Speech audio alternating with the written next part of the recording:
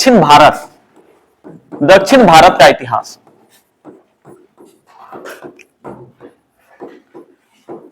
दक्षिण भारत का इतिहास। तो दक्षिण भारत के इतिहास में जो पहला राजवंश आएगा उसका नाम है पल्लव वंश।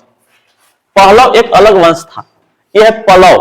तो दक्षिण भारत के इतिहास में अगर पहला वंश पढ़ने के लिए मिलता है जिसका नाम है पल्लव वंश, पल्लव वंश।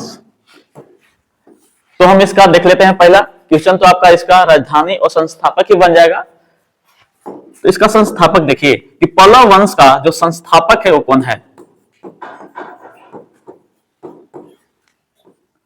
इसका नाम है सिंह विष्णु।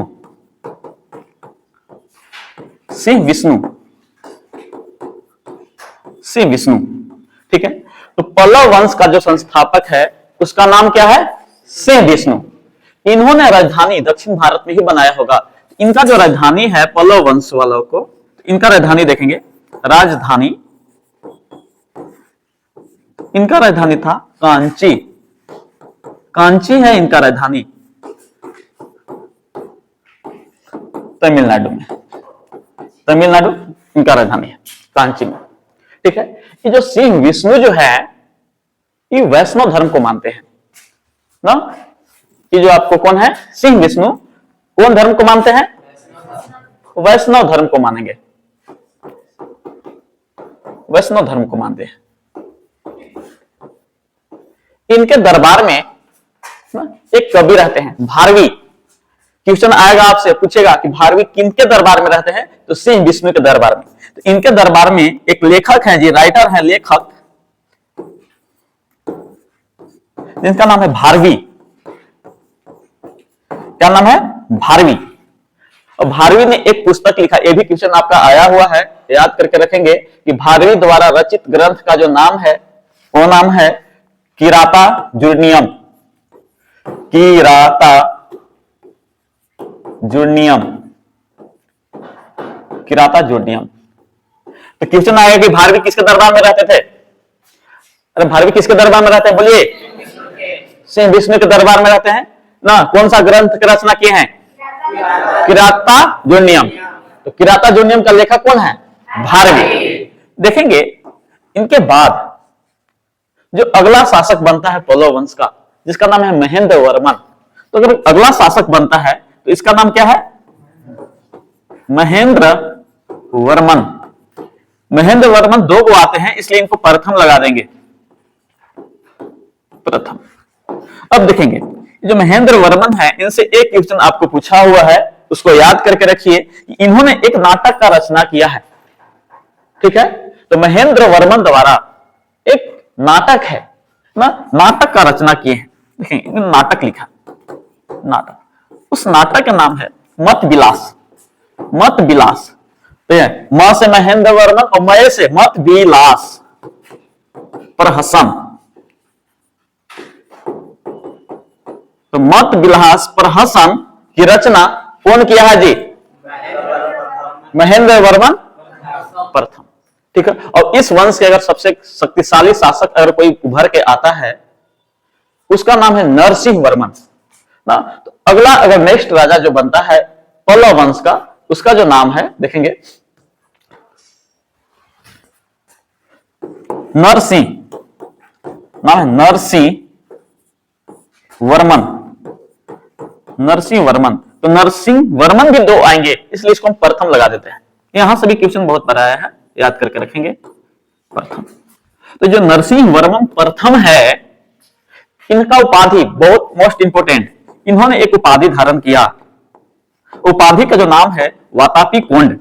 तो नरसिंह वर्मन प्रथम ने उपाधि जो धारण किया है, उपाधि जो धारण किया है, क्या चीज का किया है जी, वातापी कोंड। वातापी कोंड, वातापी कोंड। वातापी कोंड जो है ना, क्यों धारण किए, क्योंकि वातापी जो ना एक राजधानी था चालुक्य वंश। आगे जो नेक्स्ट वंश पढ़ने के लिए मिलेगा, चालुक्य वंश पढ़ने के लिए मिलेगा, ठीक है। तो उस चालुक्य वंश का जो राजधानी था वातापी, ठीक है, और उसको क्या कर लिए हैं, जीत लिए हैं। और जीतने के कारण जीता कौन होगा, नरसिंह वर्मन प्रथम। और जब जीता तो एक उपाधि धारण कर लिया जी, वातापी कोंड, मतलब वातापी को जीत लिया, इसलिए धारण क्या किया, वातापी कोंड का उपाधि धारण किया। कहेगा कि अगर पल्लव वंश का सबसे शक्तिशाली शासक अगर कोई है तो वह है नरसिंह वर्मन, सबसे शक्तिशाली शासक। तो सबसे शक्तिशाली शासक, सबसे शक्तिशाली जो शासक है वो कौन उभर के आते हैं, ये ही नरसिंह वर्मन ना। एक क्वेश्चन और बार बार पूछेगा, मोस्ट वीवीआई, क्या पूछा हुआ है जी, कि इन्होंने एक मंदिर की रचना की जिनका नाम है एकासम, एकासम मंदिर। एकासम मंदिर, ये एकासम मंदिर है कहां, तो तमिलनाडु में है ना, जिसका नाम है महाबलीपुरम में, महाबलीपुरम। सबसे शक्तिशाली शासक, सबसे शक्तिशाली जो शासक है वो कौन उभर के आते हैं, यही नरसिंह वर्मन ना। एक क्वेश्चन और बार बार पूछेगा, मोस्ट वीवीआई, क्या पूछा हुआ है जी, कि इन्होंने एक मंदिर की रचना की जिनका नाम है एकासम, एकासम मंदिर। एकासम मंदिर, ये एकासम मंदिर है कहां, तो तमिलनाडु में है ना, जिसका नाम है महाबलीपुरम में, महाबलीपुरम। तो नरसिंह द्वितीय ने ना क्या किया, महाबलीपुरम में एक मंदिर का निर्माण किया जिसका नाम क्या है, एकासम मंदिर। इस मंदिर को रथ मंदिर भी कहते हैं ना। एकासम मंदिर को और किस मंदिर के नाम से जाना जाता है, रथ मंदिर के नाम से जाना जाता है। इसको रथ मंदिर कहते हैं, रथ मंदिर के नाम से जाना जाता है। ठीक है, तो कितने मंदिर, रथ मंदिर था तो 7 गो रथ मंदिर था। ये जो पांडव जो है, महाभारत के पांडव, उनसे संबंधित यह मंदिर बनाया गया है, पांडव से संबंधित। ठीक है, और हम आपको बताते हैं इन्होंने एक और मंदिर का रचना किए हैं जी, जिसका नाम है ना आदिवरा, आदिवरा, आदिवरा गुफा मंदिर का निर्माण किए हैं।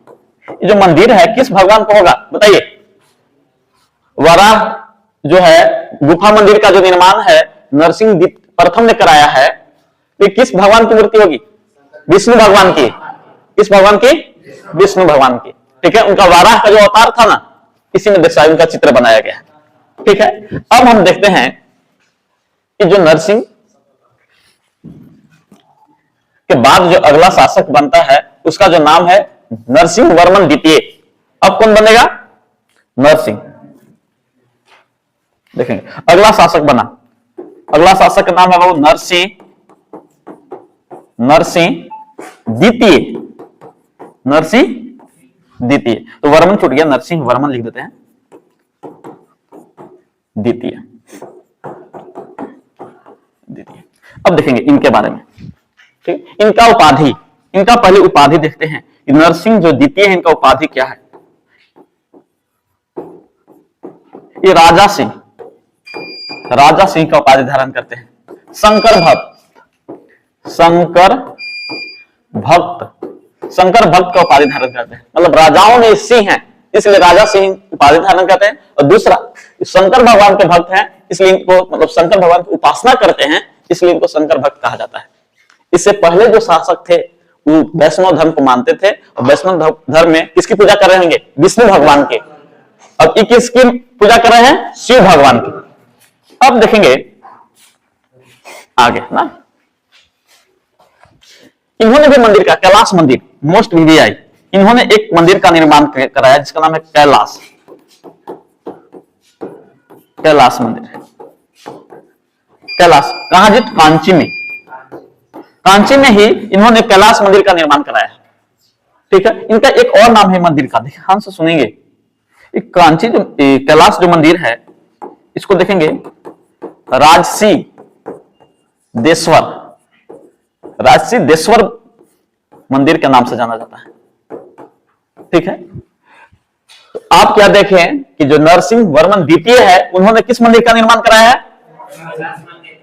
कैलाश मंदिर। कैलाश मंदिर को और किस नाम से जाना जाता है बताइए? राशिदेश्वर मंदिर के नाम से जाना जाता है। ठीक है, कहा जाता है जो कैलाश मंदिर है इसमें जितने भी पल्लव वंश के राजा और रानी हैं उनका चित्र दर्शाया गया है। इसमें कैलाश मंदिर में जितने भी पल्लव वंश के शासक हैं और जो रानी हैं उनका चित्र को दर्शाया गया है। ठीक है, और इन्होंने मंदिर का निर्माण कराया है जैसा हम आपको बताते हैं।